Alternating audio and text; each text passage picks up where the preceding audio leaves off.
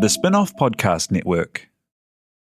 Are you making the most of your KiwiSaver investment? Generate is an award-winning KiwiSaver provider with a track record of strong long-term performance. Making a smart decision now could add tens of thousands of dollars by the time you reach retirement. Book a no-obligation chat with a Generate KiwiSaver advisor today at generatekiwisaver.co.nz/get-advice.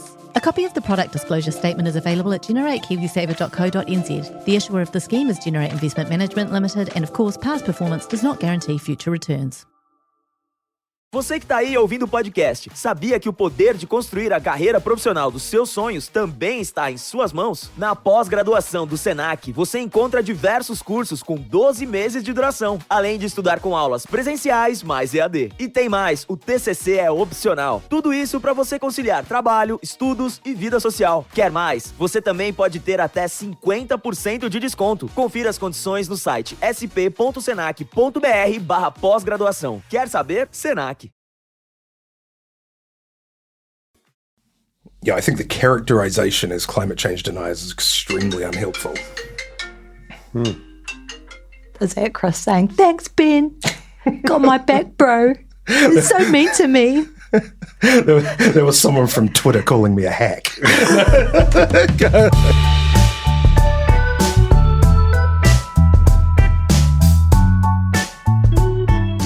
Tēnā koutou katoa, this is Gone by Lunchtime. My name's Toby Manhire. Kia ora, Annabelle and Nathan. Kia ora. Kia ora, Ben Thomas. Kia ora. Hi, Samuel. Hello. We are going to do a podcast today about politics in New Zealand, mostly. We're going to talk about Labour and its conference and its polls, and Ardern going for the banks, and Adrian Orr, and RMA reforms. It's just a lot of stuff. I don't know if we'll get through all this stuff. 3 waters. There's so many things on this list. Adrian Orr. Adrian Orr. RMA reform. I said Adrian Orr. Oh. Oh, God, it's all so boring, isn't it? What should we start with? Let's talk about let's go back because it's a week and a half ago now. We're talking on Wednesday, November the 16th. It's a week and a half ago now that the Labour Party had its conference in South Auckland. It's a pretty good conference. I was there for most of it, or the bits they let us go to. You know, it seemed mostly pretty kumbaya, and, you know, they hit the right fun? buttons. Oh, I wouldn't say that. No, I wouldn't say that. It was more work than How was the catering? fun. Well, Good question. there was in the press room. It was quite well catered, the press room, compared to previously. The last time I'd been there was for the National Party conference, which was last year, which was when Judith Collins gave the debate rallying. It was very weird. Simon Bridges was sitting in the front row, looking at his phone while Judith Collins was giving us. It was very weird. Anyway, then it was very parsimonious, but they had some, what do you call that cake that's kind of blood red, then with white icing on it? Velvet cake. That one. They had velvet cake there, like a whole plate of it. Mm-hmm. And they had on the Friday afternoon those mini savoury mince pies, which had an absolutely a very ambiguous content in them. Not sure whether it was mince or not. It was sort of like a kind of gravy, potatoey, mincy mix, and they were kind of cold. Oh. But even then, that was a step up from normal. I don't know what the catering was like for the delegates, but it was good. It was good. People seemed to be reasonably chipper. They shifted things a bit towards the attack, as was widely covered. There was the Liz Luxon stuff that Grant Robertson rolled out. He was doing bad cop, doing good cop. And then on the Sunday, directly after the Prime Minister's stand-up following her keynote speech, in which they announced an extension to the childcare subsidy, which is a good bit of it was pretty solid bit of policy announcement in that big speech on Sunday afternoon. Off went the Prime Minister with News Hub to be interviewed, and I think at that point, given the results of this poll, which was a real kick in the shins, you know. And then in the days to follow, there was the Curia Taxpayers Union poll, which suggested actually things might not be so bad, and there'd been the It was much more in line with the previous polls, and with Talbot Mills, who they were at pains to make clear was still showing roughly neck and neck. The polls The polls. That News Hub Read one had National and ACT on 50.7 versus Labour Green on 41.8. And the TPU Courier, for people who weren't paying attention, had the blocks on 47.5 to the centre-right and 43.1 to the centre-left. Annabelle Lee Mather, what does it all mean? Polls can be quite different and up and downy, I think, is probably the takeaway from it. One of the things I was interested to see is how well the Green vote has held up, given, the bad publicity over the last couple of months and MMP's tendency to eat up minor parties. Well, there was that Roy Morgan as well last night, and people are sceptical about Roy Morgan. Although your protege, Matthew Hooton, is keen to point out, it was closest, I think, to the result of the last election. But it had the Greens on 14.5%, like half of what Labour were on, which is, I think they maybe been them more biting at the heels than before. Do you think it's disgruntled Labour people going over to the Greens? I think there's a bit. I think it absolutely is that. I think that I think if you were going to try and provide a thesis to fit that, the smaller parties generally doing well. Obviously, we've talked about ACT doing well. The Greens have done well, I would say, in large part because they represent a party that is more to the left and focused on climate, which are important things to a nation of people. But I think if we think again about the local elections and the general vibe being, I'm sick of this shit, if people are generally a bit over it, they're recovering from COVID days and feeling a bit of ennui, then you go look for something a bit different. And I guess that would be the argument. One of the things I'm wondering is, given how well ACT is doing, will National do another deal with them in Epsom? It doesn't look like it's necessary anymore. Or tikanga-wise, would it be bad form to run a proper campaign against them if you want to be BFFs afterwards? Am I making this up, or is Goldsmith going in Epsom again? Did I see that somewhere? Dropping in like special forces to take the stronghold. I'm going to look that up while you speak. Don't need to deal with National anymore. David Seymour is incredibly popular in that electorate. If National tried to take it off him, they couldn't. It would be a pointless waste of resources for them. And it's really interesting. We're almost in a different phase of MMP. Previously, we haven't seen both of the major parties at not historical lows, but certainly not peaks and highs, definitely around the mid-30s and low 30s, while their support parties are, in the double digits and very solidly there and consistently there. And that's quite a different picture to what we've seen before. Usually you have a sort of dominant party in government with, a support party, and then either a strong opposition party or a weak opposition party with strong minor parties kind of clustering around it. And here, where it really is moving as two blocks, it's kind of uncharted territory. It's kind of MMP as designed to some extent, though, isn't it? I mean, I'm getting boring drawing this analogy, but it's a bit like, do you want coffee or tea, and how many cubes of sugar do you want in it, right? Yeah, definitely along that single spectrum, and no centre parties right now. Māori Party? Māori Party, they're not centre, whatever they are. Yeah, I was surprised that on one of those polls they got put into the right block. Roy Morgan put them in there. I that's kind of happening. Roy Morgan is kind of looking at things through the template of Australian politics. So they sort of say in the two-party preferred, all this kind of language that is from Australian politics. They would occasionally Google New Zealand and sort of say that Te Pāti Māori were in government with National, so they're more likely to go with National again, which obviously is not the case this time.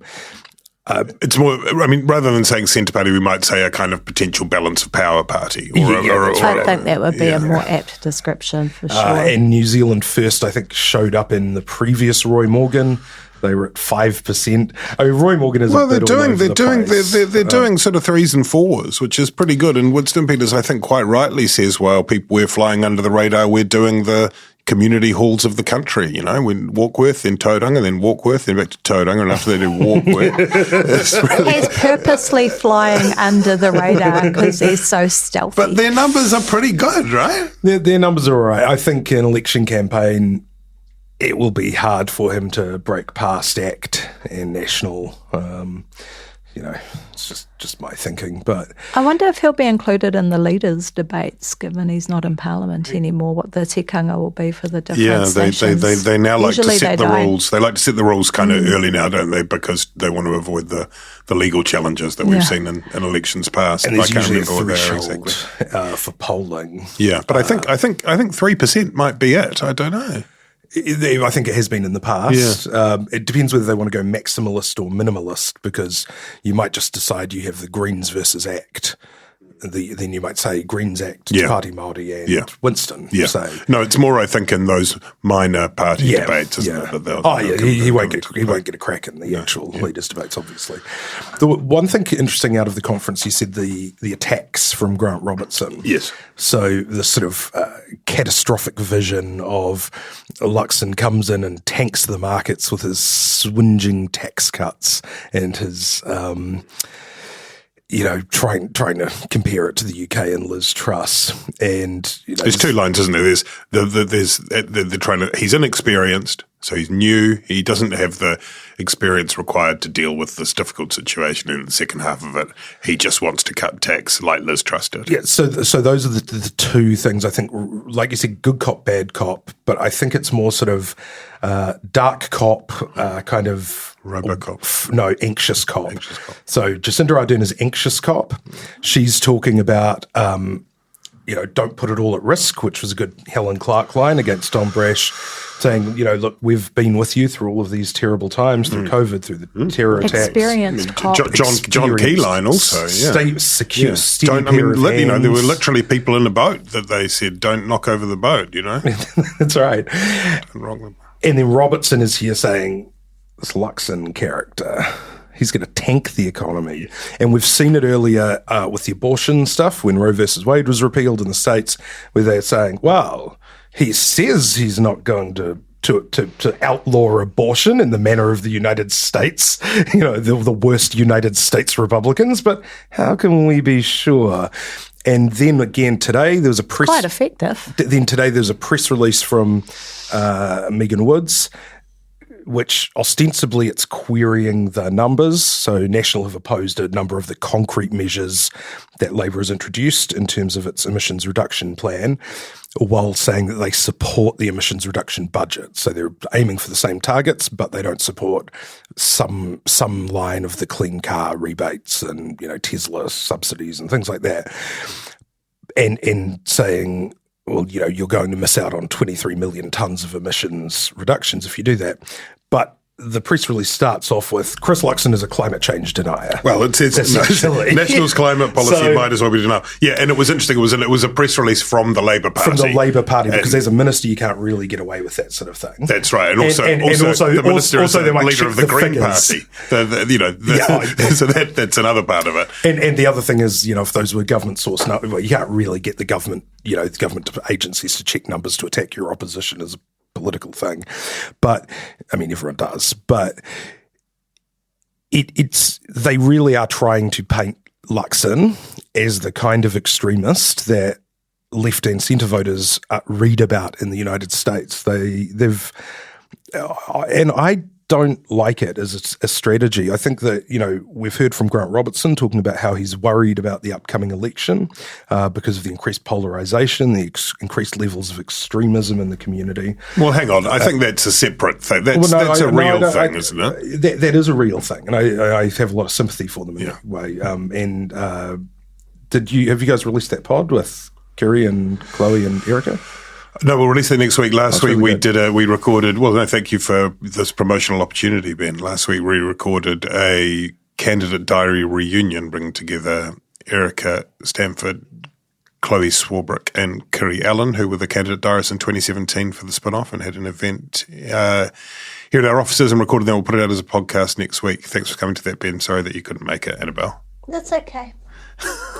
And one of the things that was canvassed, spoiler alert, was, the increasing levels of sort of polarization in our politics.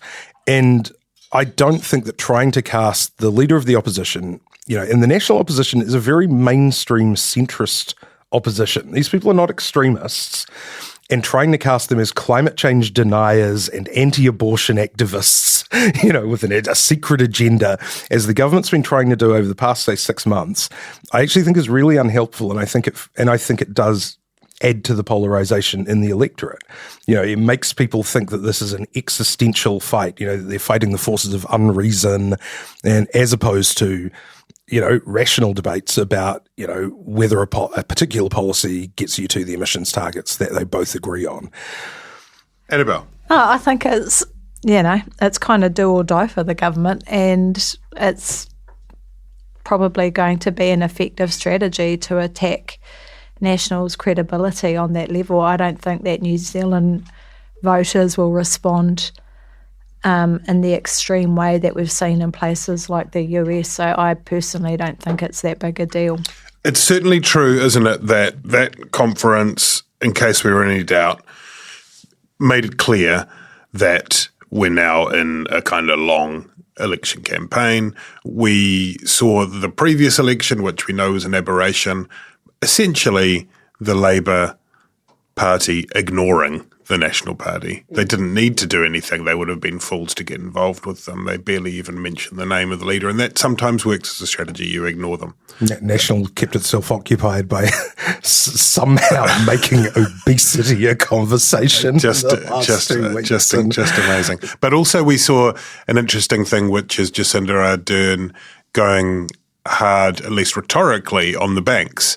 And Neil Jones actually made an interesting point about this on national radio this week, which I thought might well be on the money, which is that the Labour Party has made a decision that instead of trying to shrink from the cost of living, remembering, of course, that it took a while for it to be acknowledged that it was a crisis when we were playing that game, is it a crisis or isn't it a crisis, now to lean into it and say, embracing some of those lines that we've just talked about, whether it's experience or whatever, or a lack of kind of taking risks, that Labour is the party to guide the ship through the cost of living crisis, to try and play to Labour's strengths in terms of looking after everyone. And another example of that is this going after the banks. So it's saying it was an interesting position that Jacinda Ardern took, and this was at the post-cab press conference that had emerged last week, in which she said that the banks need to be very careful because they have a social license being one of those terms that has been used ad nauseum since the COVID crisis, really, but is a real thing. And what she didn't have was any particular stick. She just had mostly rhetoric. Is that going to work, Annabelle? It's pretty emblematic of their whole approach to issues like that. They came in saying that they were going to address energy poverty, that they were going to sort out the supermarket duopoly.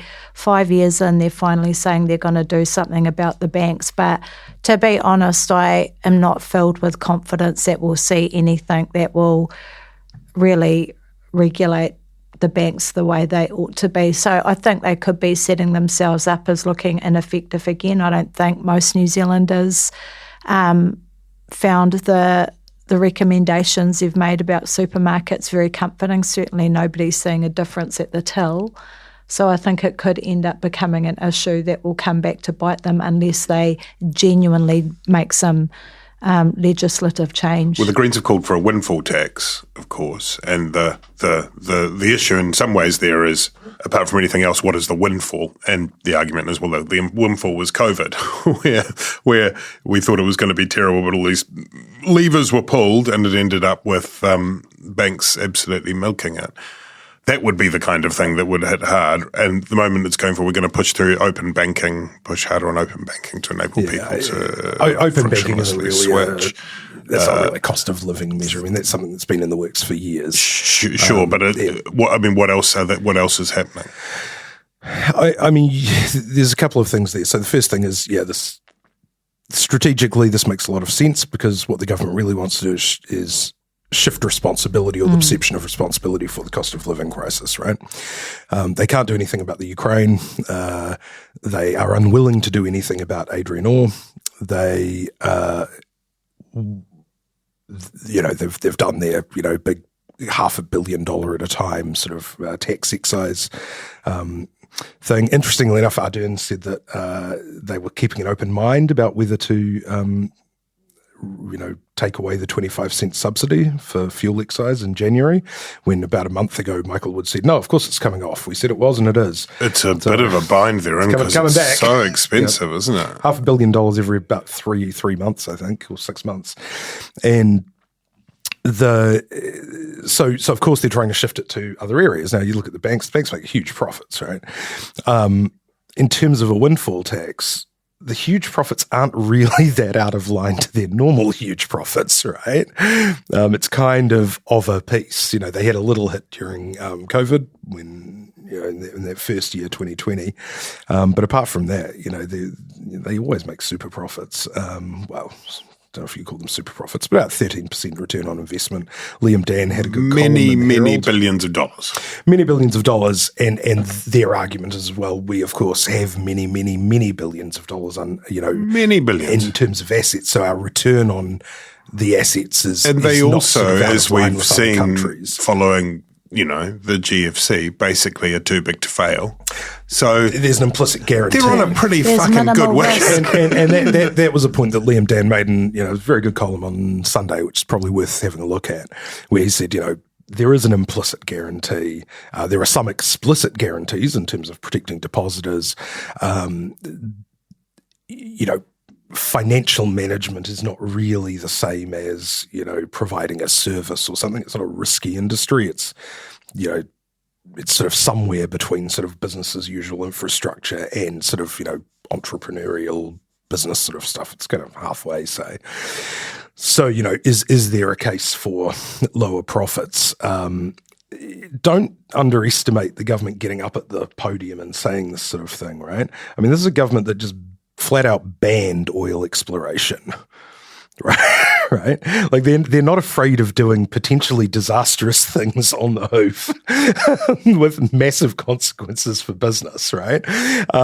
So, it's not as if the banks will be sort of like looking at them at the podium and sort of chuckling to themselves going, I'd like to see them try. They'll be concerned. Yeah, although Grant Robertson has worked very hard to establish himself as a prudent, hand on the tiller, blah, blah, blah. The problem with banking regulation, right, is that because banking and finance is so complicated and so complex, I was talking to a bank lawyer, this is a long time ago in the late 2000s, when they were bringing the anti-money laundering legislation. And he had just been with the select committee helping write the banking regulations for AML. And he worked for a bank, right? And all the people who wrote those regulations worked for banks because the only people who understood the financing and the regulation were people on bank payrolls. So in the finance sector, the sort of bind that you get is that the products have become, and the business has become so sophisticated that the only people who can actually understand the regulations enough to write them are the people who will benefit from loopholes in the regulations. And so I'm just wondering whether there's a segue there to the RMA. It's very easy to say sort of, let's regulate the banks properly, but very difficult to actually do. Em busca de novo hit para animar seu dia? Então clique no banner e ouça a playlist com as melhores músicas. Oferecimento Nova Fiat Titano. A nova picape da Fiat faz bonito nos terrenos mais desafiadores. Performance com motor turbo diesel 4x4 e câmera 360 graus off-road, que ajudam você a ultrapassar qualquer obstáculo. Sem falar que ela tem a maior caçamba da categoria. Tá esperando o que para conhecer? Nova Fiat Titano. Chegou a sua vez de fazer história. Paz no Trânsito começa por você. I'm Toby Manhire, and this is Juggernaut, the story of the fourth Labour government. A podcast in 6 parts. Doesn't give my opponents much time to run up to an election, does it? This nation is at risk. What do you think you're up to now, you perverted little liar? I could smell the uranium on it as you lean towards it. There's a radical overhaul in the history of New Zealand's administration. Juggernaut, the story of the fourth Labour government. Made with the support of New Zealand On Air. Listen now on the Spin-Off or wherever you get your podcasts. Kia ora, I'm Alex Casey, senior writer at The Spinoff. We wouldn't exist without the ongoing support of our generous members. If you're able to, you can make a donation at thespinoff.co.nz/donate.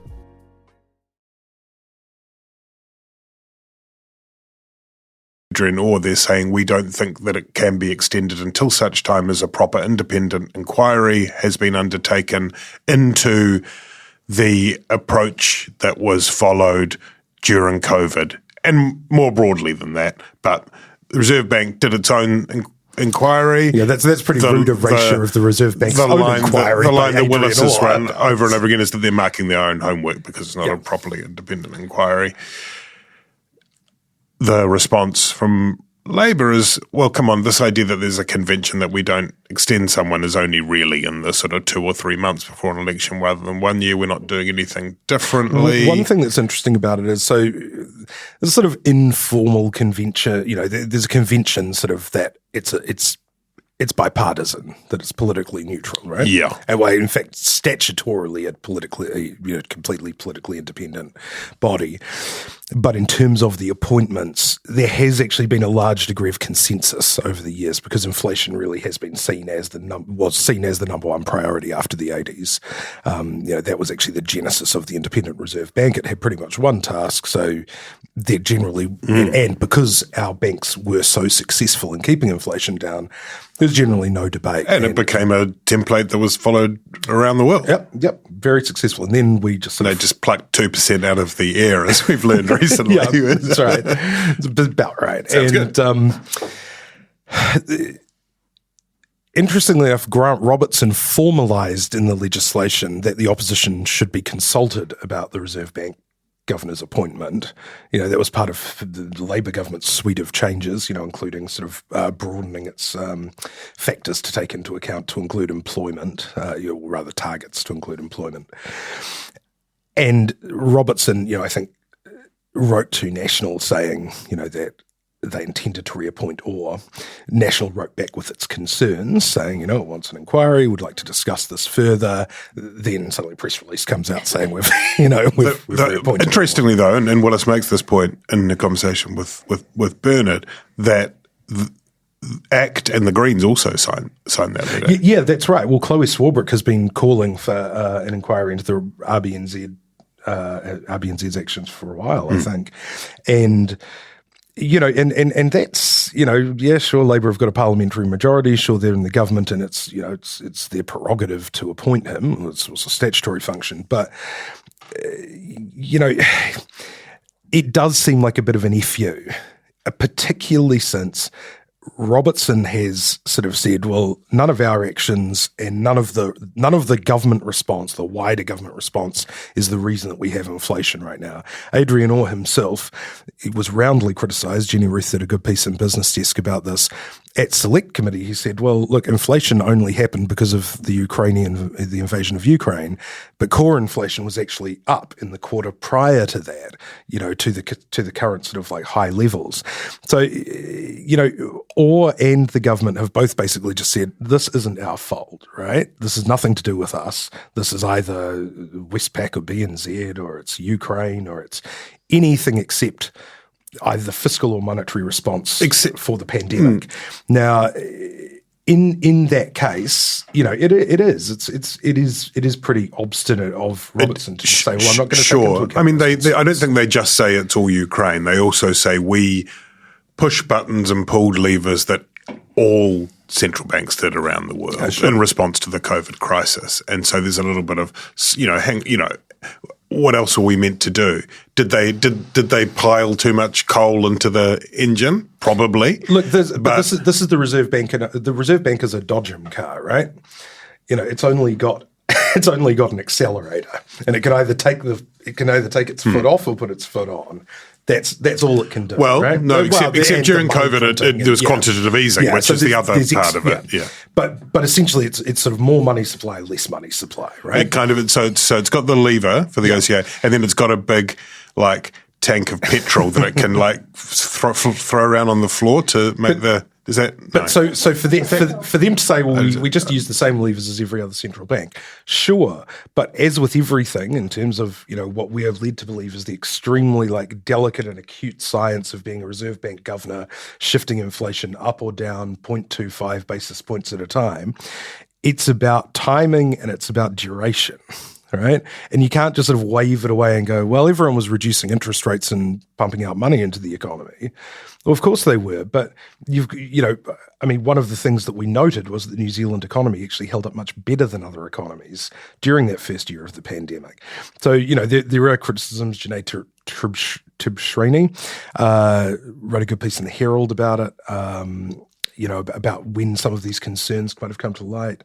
Arthur Grimes, who's a former chair of the Reserve Bank, he was saying, in sort of, late 2020 that they should be taking the foot off the gas. So, it's not like these things are beyond rebuke. And the idea that you'll just plough ahead and go, yep, Adrian Orr back 5 more years in the face of opposition from every other parliamentary party, at least in advance of an inquiry, both groups can be accused of politicising it. Yeah, I think it would have been wise just to roll them over for another year, get the review done, and then decide whether or not to roll it out after the election. Extend, his contract to 5 years after the election. Let's talk about what everyone's here to talk about, the RMA reforms. You've read the full RMA legislation at 1,000 pages, Ben. Famously, if you connected it from one end of A4 to the other, it would cross the Cook Strait. I don't think that's true. But, it's a big piece of legislation. The reform, the new 3 bills. 3 bills. We've got 2 bills now. We've got 2 bills that they want to get through this year, and then a third bill, which is the kind of climate overlay. Yeah, so the first is the Natural and Built Environment Act. Look at things like managed retreat and all that sort of stuff. Yeah. The names of the bills. The Natural and Built Environment Act that's the big guy. Yeah. 800 pages. Yeah. The spatial planning bill is the other one. The spatial planning bill, and the spatial planning bill is more about sort of the long term.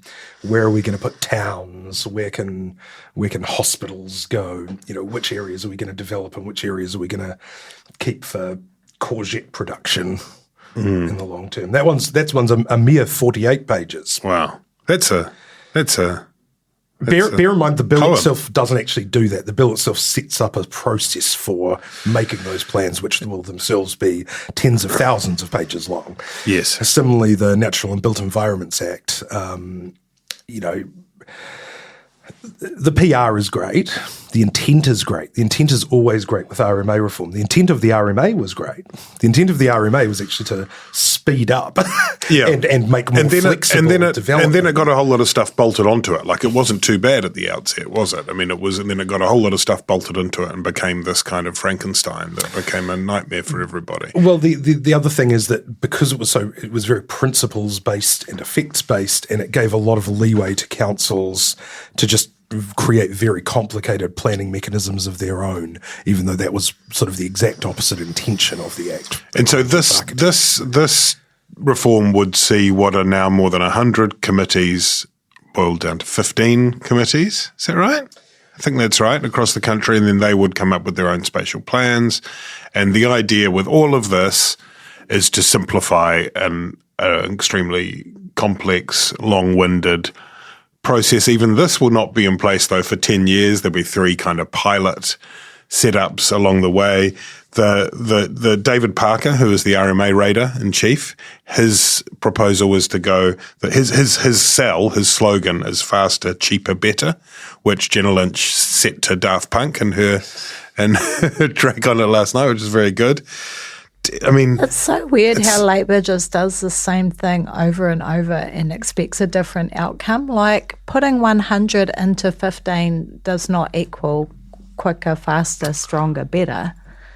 Well, I think they would argue that it reduces the complexity. I mean, the reason it's complex is because we're talking about communities. Like, what may work in Ponsonby is not going to work on Great Barrier. So when you create these big cumbersome entities that have to deal with like huge areas, that in itself slows the process down. Well, if back in the day when it was like little county councils and stuff, like where I grew up on Waiheke, there wasn't like a massive lag to get your house built. My uncle was a builder. He was popping shit up everywhere. It's like when you... And how did that work out? His beautiful homes all still stand today. But when you create these like massive entities that are dealing with like a vast array of communities, it always slows it down. I just don't understand why they think it would make things quicker. There will be a lag period, right? So this 10 years, first of all, you know, as Christopher Luxon has said, the appointment to these regional committees that will create the spatial plans will itself be quite a journey, right? Because let's say you're in a region that has five district councils. Now, your committee has to have a minimum of 6 representatives. Of which 2 need to be Māori. Yeah, so how's that going to work? Like there's 19 mana whenua just in Auckland alone. So when Auckland gets lumped in with others, how's that going to work? It's going to create like massive... I mean, we've already got these court cases between mana whenua in Auckland. So what happens when you dump even more into this big... massive pot when you only have 2 representatives? And where's the... At least 2. Where's the... Oh, yeah, because like I'm sure everyone will be bending over backwards to create lots and lots of representation for Māori in it. And then on the other hand, yeah, you've also got the councils. So, the large metropolitan councils might say, we have all the ratepayers. Yep. So... And you Why have don't different we have 3 reps, different shapes of. You've got unitary councils, and then the other. And this is why. I think David Parker would say. I think David Parker would say this is why we're going to pilot it with 3 of these committees first, and then learn what we can from that process, and then everything's going to go to court, and then everything's going to go to court. Exactly. This new legislation, it introduced new terms. Right, so kaitiakitanga, for instance, that was a word that, some iwi used, some hapu used, not everyone and stuff. And then it kind of it almost came into the language sort of through the RMA. And then there were a lot of cases about, what does this mean, like legally? And now they've got new terms for the relationship with the land, and these are terms that a lot of people have never used before, and don't. You speak to some Māori groups, they don't know what they mean, and so they're like, well, we need to. All of this will be litigated. Whether it's new English terms, whether it's new Māori terms. There are a lot of new definitions. The way that the within 800 pages, we're just talking about banking regulations. As you pointed out, there may be no single person who has read this whole 800 pages, right? And so Christmas for lawyers. And if the boards are appointed, like, where's the accountability back to the communities? Like, if someone decides to build a big, massive high-rise that's right. that's another on your thing, like, do you get to vote them off? Because no. you have your council rep on the committee. But then before he or she votes for something, they'll say, well, I think I have to go back to my community. So you have to go and do the whole thing again, So, this is none of this is a reason not to reform the RMA. Well, this is the point. The RMA is the same kind of long stand-up. Well. This is the, and if you, I mean, I feel some sympathy for the government insofar as with 3 waters, I mean, absolutely not forgiving all the failures along the way there, but nobody is arguing that it's fine. The water is fine. No one is arguing that the RMA is fine, and there's such nightmarish reforms. National tried to get RMA through, but reforms through. Why would you embark on another one at this point in the electoral cycle? Well, they embarked on it some years ago. But that doesn't mean you have to act on it like a year out from the election. It makes no sense. But get 3 waters tidied away before you go in and rage like voters all around the country again. I mean, one example is that there have been suggestions that the Auckland Unitary Plan is better than the 8 separate plans preceding it, right?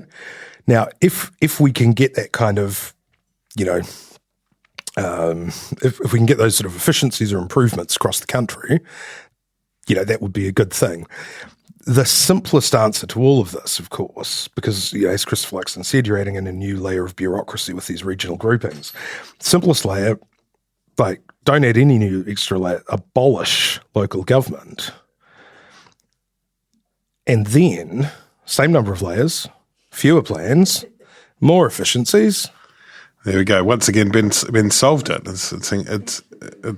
We're very lucky to have you here. Yeah, I mean, hey, it's a headache of a thing. I think we've probably covered everything now. Is there anything else you wanted to talk about? We killed it. Yeah, we smashed it. Amazing. High five, everyone. Anything else you want to talk about, Ben? Samuel, anything else you want to talk about? Should we just can I just say one thing? Can I say one thing? Please. I think it's really cool that National have selected Tama Pōtaka. Oh, yes. I think he in Hamilton West. In Hamilton West. I think he's the type of young Māori leader they should be bringing into the party. He's very smart. Do you know him at all? He's my homeboy. Oh, okay. He's my homie from way back, like 93. Good. He's my G. But no, he is a really smart, brilliant man. He is very culturally adept, a beautiful deal speaker with a really good understanding of, how policy impacts Māori and really business smart and all of those things. So Except I he think doesn't stand a chance because he choice. once wrote something 25 years ago when he was a graduate student that slightly contradicted the current policy of the National Party. Waikato Times is going ham on the by-election candidates. Yeah. It's just this going through it's full on every New York part Post, of this.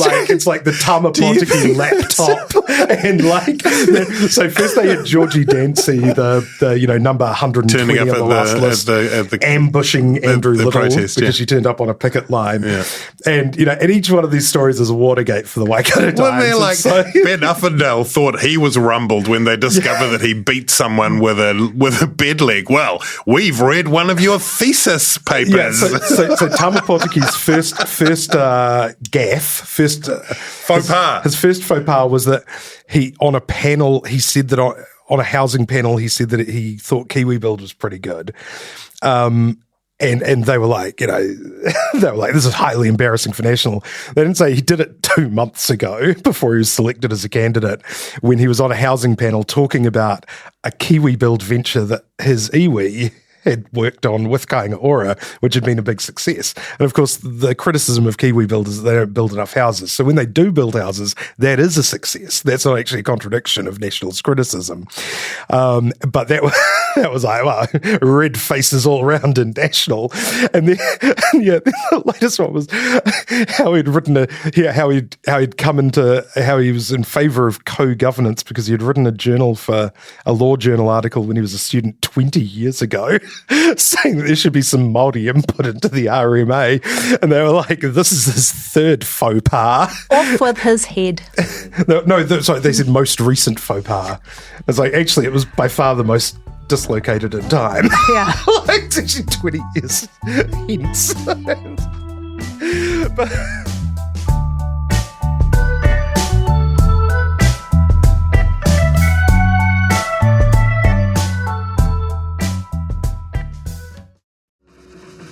Are you curious about how business can be better? I'm Simon Pound, and I host Business is Boring, a podcast where I kōrero with some of the most interesting people in entrepreneurship, commerce, and making things happen. Tune in to Business is Boring every Tuesday, brought to you by the Spin-Off Podcast Network in partnership with Spark Business Lab. Kia ora, I'm Duncan Grieve, founder of The Spin-Off. You can help us keep all of The Spin-Off's award-winning journalism free for everybody by becoming a member today at thespinoff.co.nz/donate. The Spin-Off Podcast Network.